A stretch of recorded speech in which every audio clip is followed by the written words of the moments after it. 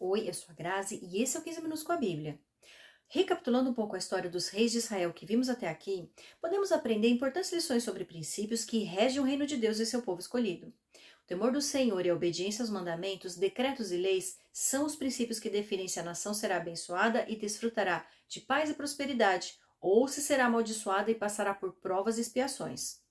O primeiro rei ungido foi Saul. Acompanhamos sua trajetória no livro de 1 Samuel. Ele foi um homem que tinha aparência de rei, mas que não possuía caráter de rei. Cometeu muitos erros, mas o principal deles foi não ter temor de Deus. Depois conhecemos a trajetória de Davi em 2 Samuel. Ele talvez tenha sido o rei mais temente a Deus de toda a história. Não é à toa que os inimigos foram entregues em suas mãos e ele alcançou um tempo de paz, em que seu filho Salomão pôde construir o templo e viveu um reinado pacífico e próspero. Salomão atingiu o ápice do povo israelita, em que todas as promessas foram plenamente cumpridas e o povo usufruiu de uma época de paz, prosperidade e felicidade. Até que o rei envelheceu e passou a se entregar à idolatria. E isso foi o começo do fim para todo o reino de Israel. Então vieram Roboão, seu filho, e Jeroboão, seu oponente, para dividir o reino. Daqui por diante conheceremos diversos reis que se sucederam na liderança de Judá e Israel, sem que nenhum deles deixasse um legado verdadeiramente significativo, em que o temor do Senhor fosse transmitido ao povo de maneira contundente e duradoura. Capítulo 14. A profecia de Aías contra Jeroboão. Naquela época, Abias, filho de Jeroboão, ficou doente, e este disse à sua mulher: use um disfarce para não ser reconhecida como a mulher de Jeroboão, e vá a Siló, onde vive o profeta Aías, aquele que me disse que eu seria rei sobre este povo. Leve para ele 10 pães, alguns bolos e uma garrafa de mel. Ele lhe dirá o que vai acontecer com o menino. A mulher de Jeroboão atendeu ao seu pedido e foi à casa de Aías em Siló. Ora, Aías já não conseguia enxergar. Tinha ficado cego por causa da idade. Mas o Senhor lhe tinha dito: a mulher de Jeroboão está vindo para lhe perguntar acerca do filho dela, pois ele está doente.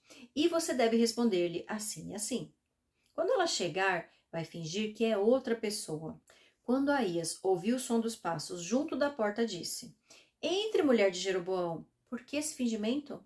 Fui encarregado de dar-lhe más notícias. Vá dizer a Jeroboão que é isso que o Senhor, o Deus de Israel, diz. Tirei-o dentre o povo e tornei-o líder sobre Israel, meu povo. Tirei o reino da família de Davi e o dei a você.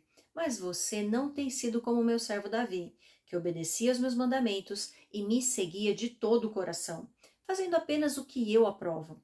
Você tem feito mais mal do que todos os que viveram antes de você, pois fez para si outros deuses, ídolos de metal. Você provocou a minha ira e voltou as costas para mim. Por isso trarei desgraça à família de Jeroboão. Matarei de Jeroboão até o último indivíduo do sexo masculino em Israel. Seja escravo ou livre. Queimarei a família de Jeroboão até o fim, como quem queima esterco. Dos que pertencem a Jeroboão, os cães comerão os que morrerem na cidade, e as aves do céu se alimentarão dos que morrerem no campo. O Senhor falou. No capítulo anterior, vimos que o pecado de Jeroboão foi construir altares idólatras e consagrar qualquer pessoa para ser sacerdote, mesmo que não fosse levita. Essa displicência e desrespeito com as coisas sagradas fez com que a ira do Senhor se voltasse contra ele e provocasse a sua queda. O primeiro a sofrer as consequências de sua iniquidade foi seu filho Abias, que ficou doente. Mas creio que a punição recaiu sobre o filho, mas o verdadeiro prejudicado foi o pai. O interessante é que Jeroboão ordena a sua esposa que vá consultar o profeta Aías, o mesmo que havia profetizado a respeito do reino de Israel, disfarçada, para que não fosse reconhecida. Era como se ele tivesse vergonha de admitir que no momento da angústia em que um filho seu estava doente, os deuses de metal que ele idolatrava eram inúteis e não tinham nenhum poder para ajudá-lo. A infidelidade de Jeroboão trouxe desgraça para toda a sua família, que foi condenada a ser queimada pela ira do Senhor como se fosse esterco. Versículo 12. Quanto a você, volte para casa. Quando você puser os pés na cidade, o menino morrerá. Todo Israel chorará por ele e o sepultará. Ele é o único da família de Jeroboão que será sepultado, pois é o único da família de Jeroboão em quem o Senhor, o Deus de Israel, encontrou alguma coisa boa. O Senhor levantará para si um rei sobre Israel, que eliminará a família de Jeroboão. O dia virá. Quando? Agora mesmo. E o Senhor ferirá Israel, de maneira que ficará com o junco balançando na água. Ele desarraigará Israel desta boa terra que deu aos seus antepassados, e os espalhará para além do Eufrates, pois provocaram a ira do Senhor, com os postes sagrados que fizeram. E ele abandonará Israel por causa dos pecados que Jeroboão cometeu e tem feito Israel cometer. Então a mulher de Jeroboão levantou-se e voltou para Tirsa. Assim que entrou em casa, o menino morreu. Eles o sepultaram e todo Israel chorou por ele, conforme o Senhor predissera por meio do seu servo, o profeta Aías. Os demais acontecimentos do reinado de Jeroboão, suas guerras e como governou, estão escritos nos registros históricos dos reis de Israel.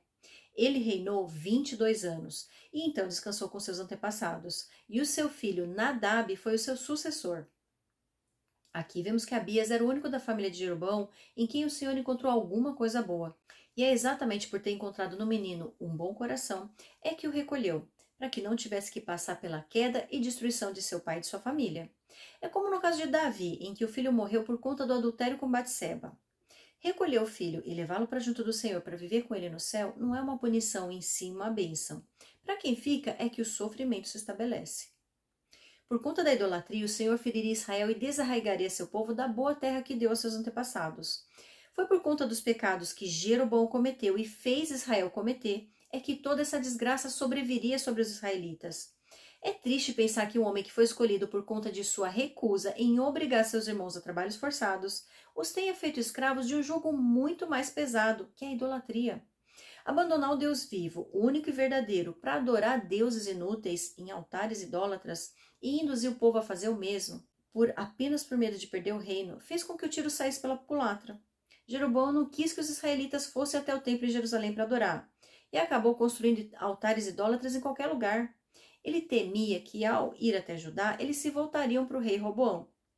Mas, no final das contas, o pior medo de Jeroboão aconteceu exatamente por conta de sua atitude equivocada. Ele perdeu o reino não por conta de Roboão, mas porque o Senhor o tirou dele. Versículo 21. O reinado de Roboão, rei de Judá. Roboão, filho de Salomão, foi rei de Judá. Tinha 41 anos de idade quando começou a reinar, e reinou 17 anos em Jerusalém, cidade que o Senhor havia escolhido dentre todas as tribos de Israel para nela pôr o seu nome. Sua mãe, uma amonita, chamava-se Naamá. Judá fez o que o Senhor reprova. Pelos pecados que cometeram, eles despertaram a sua ira zelosa mais do que os seus antepassados o tinham feito. Também construíram para si altares idólatras, colunas sagradas e postes sagrados sobre todos os montes e debaixo de todas as árvores frondosas. Havia no país até prostitutos cultuais. O povo se envolvia em todas as práticas detestáveis das nações que o Senhor havia expulsado de diante dos israelitas. No 5º ano do reinado de Roboão, Sisaque, rei do Egito, atacou Jerusalém, levou embora todos os tesouros do templo do Senhor e do palácio real, inclusive os escudos de ouro que Salomão havia feito. Por isso, o rei Roboão mandou fazer escudos de bronze para substituí-los e os entregou aos chefes da guarda da entrada do palácio real. Sempre que o rei ia ao templo do Senhor, os guardas empunhavam os escudos e em seguida os devolviam à sala de guarda. Os demais acontecimentos do reinado de Roboão e tudo o que fez estão escritos nos registros históricos dos reis de Judá. Houve guerra constante entre Roboão e Jeroboão. Roboão descansou com seus antepassados e foi sepultado com eles na cidade de Davi. Sua mãe, uma amonita, chamava-se Naamá, e o seu filho Abias foi o seu sucessor. Olha que interessante, Jeroboão temia que o povo fosse a Jerusalém adorar o Senhor e se rebelasse contra ele. Mas a própria tribo de Judá, que vivia na terra onde o templo havia sido construído, também abandonou o culto ao Senhor. Eles tinham o templo, mas não tinham o Senhor em seus corações. Roboão começou a governar Judá aos 41 anos e reinou por 17 anos. Percebo que ao assumir o trono ele já era um homem maduro, ou pelo menos deveria ser com essa idade. Seu pai Salomão se tornou rei quando era apenas um jovem e reinou por 40 anos. Ele teve muito mais sabedoria e maturidade quando era jovem do que seu filho Roboão já na idade adulta.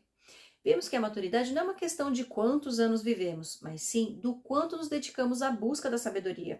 Mesmo sendo jovem, Salomão orou e pediu ao Senhor que lhe desse sabedoria para julgar o povo com justiça. Já Roboão teve a oportunidade de livrar o povo de um jugo pesado logo que assumiu o trono, mas agiu com arrogância e prepotência e colocou tudo isso em risco. Sabe qual é a reflexão que eu faço? Nossas decisões definem nosso destino, e aquilo que temos dentro de nós se revela através de nossas palavras e atitudes. Agir com sabedoria tem muito mais a ver com o temor do Senhor do que conhecimento e experiência. Nos próximos capítulos, veremos a consequência devastadora para aqueles que abandonam o Senhor. Sua vida não prospera e eles não deixam um legado duradouro. Eu te espero no capítulo 15.